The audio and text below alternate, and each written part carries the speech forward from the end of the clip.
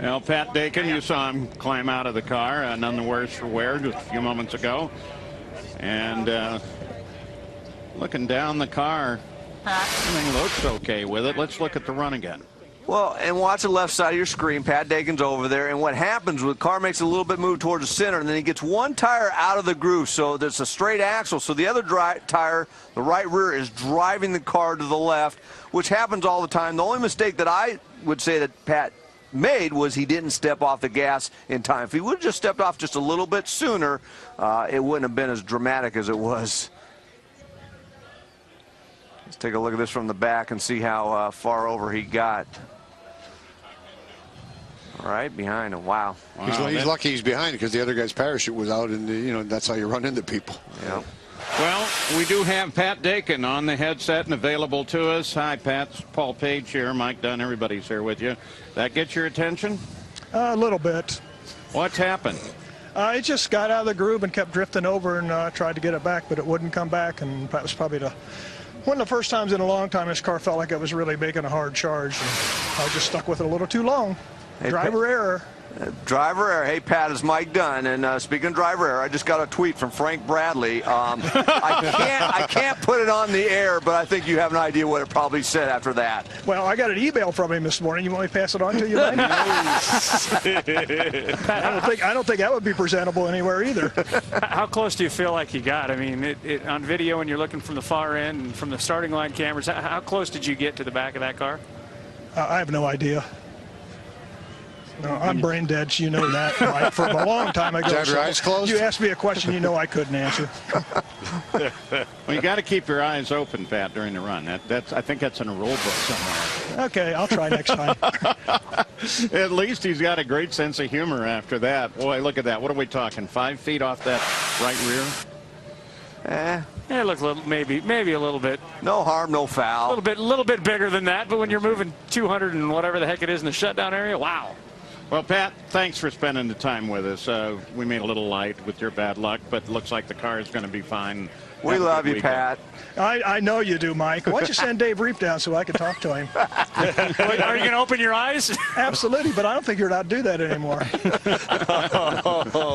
Thank you, Guy, very much. You're welcome. Appreciate Thank you, it. guys. And guys, while we have a moment here, another one of my tweets has sent in a question. This is from Chris. In your opinion, what or who has been the biggest surprise and the biggest disappointment this season? Well, I don't know if I can answer that question, but I would definitely say that you can back it up with stats. Yeah, I definitely can back it up with stats. I would say pretty much the biggest surprise is Dixon and Schumacher. The fact that combined they have one race win this season, I still find that to be stunning considering their records. And Funny Car, I would say Funny Car has been the most surprising class with 10 different winners this year, so it's pretty much been all over the MAC. And Pro Stock, the biggest disappointment, Alan Johnson, who ran those 640s testing, and I thought out of the box he would be the one to watch. And in Pro Stock Motorcycle, I'd have to go with Hector Arana Sr. Ran that 77 to start the season at Gainesville, has really struggled, has not won a race in a couple years, and that has been a big surprise. So for that question, that's my answer. I mean, I agree with pretty much everything you said, Lewis, right there. The one exception I might make is Mike Neff, because the fact that we didn't even think he was going to have it right at the beginning of the season, he didn't. They threw him into that, throw him right into the fire, and I mean, he's responded great. And I know he's a great crew chief, and he did a good job driving before, but he's really turned it around from the driving standpoint this season and put the whole thing together. And to me, that's a little bit of a surprise. And you know what's interesting about that, because it puts John Force in a little bit of a conundrum. Because at the beginning of the year, we kind of all got the feeling that, well, he's going to jump in there while Ashley's away. And, well, now Courtney's coming on. But if he goes on and wins his championship, regardless, he's had a sensational season. He's going to be a top 10 player, probably no lower than second or third at the absolute worst. How do you replace a guy like that? How do you say, hey, thanks for the effort, Mike. Why don't you go back and be a crew chief? Well, I don't think Mike would have any problem with that, but we asked him that question at Indy on the set, and he said that whether this holds true obviously depends on funding, but he said Mike Neff is going to have a ride no matter what. He's going to find a ride for Ashley, and he's going to move things around. Typical John Force. We'll have to see how it all plays out, but that's at least what he's saying. But I know that Mike Neff would be just fine just being a crew chief again. It's too bad his mic wasn't working. It's tough to win the championship and then go be a crew chief, I think. Yeah, Mike Neff's a little bit different breed, though. He definitely, as like we talked about before, I think what makes him so great is the fact that he loves being a crew chief. Our NHRA full throttle coverage continues throughout this weekend. Saturday night, 12:30, really Sunday morning, is our coverage of the qualifying, and then 7 o'clock Sunday night, that's final eliminations, and that will be the time for final eliminations right up through Pomona, and when we determine the NHRA champions in these 4 pro classes. How do we get to Reading already? It's been a short year, hasn't it? It's just silly. Larry Dixon, who's currently second. You saw Spencer Massey is currently number 1 in the standings. Antron Brown is number 3. They're all waiting, as we are, for the blocks to get put back together. Do they have to glue them back, or they have new blocks? New blocks. Okay. Do you hear that, though? Listen in the background. I hear Nitro. Well, there we are. Massey, Brown, Worsham, Larry Dixon, Tony Schumacher, and the line. Yeah, Brandon Bernstein about 6 rounds out, and as we said, if he can have a good weekend this weekend, he can definitely get above that line, as would Doug Paletta. But the top 5 and top 2 is so tough right now, and it's going to be hard to get around those guys. Well, there's Morgan Lucas, the first winner of the year, got his top fuel license right here at Maple Grove, driving for you, Joe. Yeah, it was amazing. You saw something in this kid. Yeah, he's definitely a good kid. He's a good driver, and they started out the year. I thought they were going to really, show us some good stuff this year, and it seems like they've had a lot of issues. And the crew chief is gone, and they're working a different program right now. Yeah, I mean, they won the Winter Nationals and had Dickie Venables, Kurt Elliott tuning the car. Everything looked good, as you said, Joe, and then they struggled, and then Dickie and Kurt were released. Now Morgan's calling the shots. They didn't qualify last weekend in Dallas, and now they're trying to get back on track. Dom Lagana and Morgan Lucas are the 2 guys on the line right now. Dom, by the way, is 12. Morgan's trying to get into the top 12. First run, Morgan went out there and rattled the tires in that shake zone we talked about, and then got into some tire smoke. And right now, they just trying to get down this racetrack and get in there. That's what you call pressure. And it's also part of what makes drag racing so unpredictable, which is what makes it so good. Anybody can win.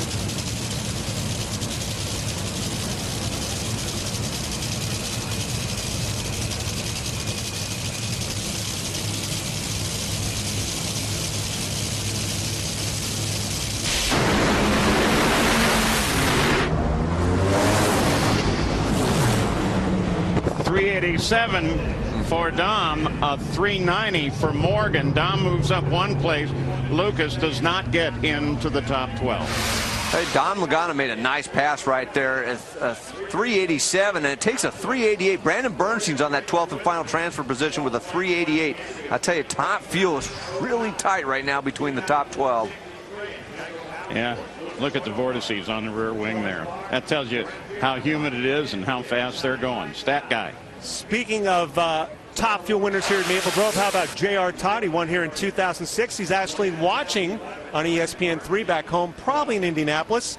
And I asked him about coming back to the track. He says, I quote, got some things working to get back to the big show.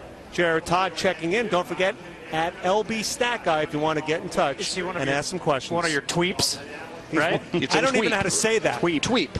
Hey, in all fairness, I got to get that out now since I'm now on Twitter. Dave Reef, NHRA. There you go. Okay. Dial me up, follow me. See, I'll tell you all about my kids. I'm so big. I'm so big and been doing it so long. I don't even have to tell you what mine is. People just know it. All right, yeah.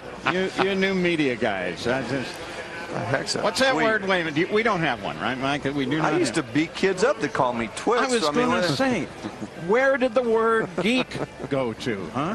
Where did that go to? Got me. It's In my different age, neighborhood, Paul. us geeks beat up you jocks. That could be, No, that could actually, be the I was new a .com. I'm from such a small area. I was a jock, a geek, and all that stuff. A flippy, whatever they all did. When you only have So you were just confused then, when you only John, have right? when you only have 300 people in your hometown and only 48 people in your graduating class, you got to take on multiple roles.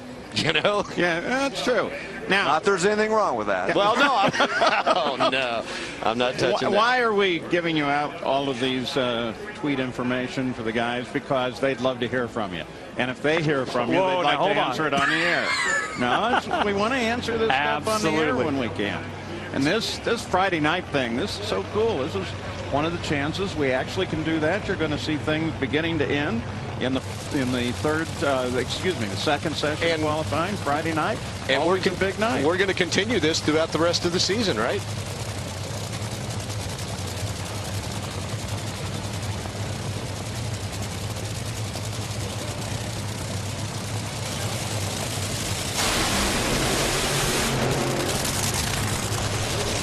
That's Bruce Litton, but look over in the other lane. That is Bob Vandergrift, our most recent winner. It was just 6 days ago at Dallas. Here is the final. Up against Spencer Massey. Spencer spins the tires first.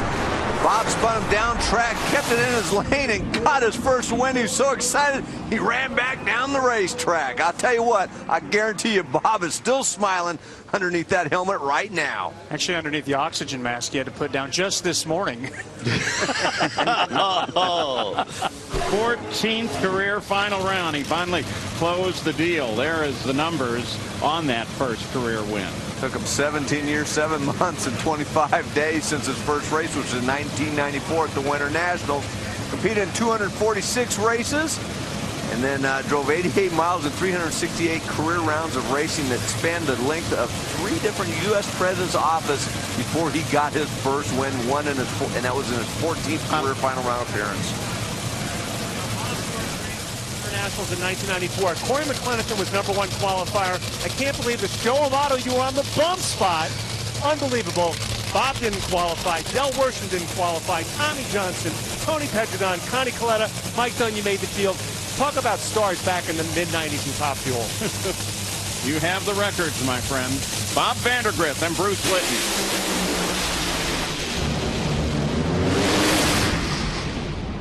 Bob, 384, nice 320 miles an hour, moves up 4. He's now 6th. Litton stays where he was. Tell you, Rob Flynn's doing a good job since coming on board with Bob Vandergrift mid-season. You take another look at 384.7, almost matches his career best. You see Bruce Litton just kind of drift over towards the center line, just past the finish line. No harm there. And Rob Flynn, as I said, him and Mike Guger, who's helping on Rod Flynn's car, crewing on it, has been doing a really good job just consistently getting that car down the racetrack.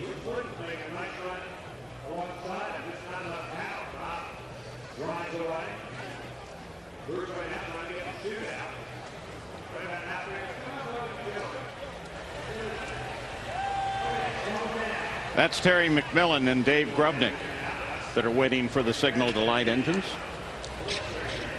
1990 U.S. Nationals, Indianapolis. Take a look at this one. There's our man, Joe Amato. Up against my old boss, Darrell Gwynn.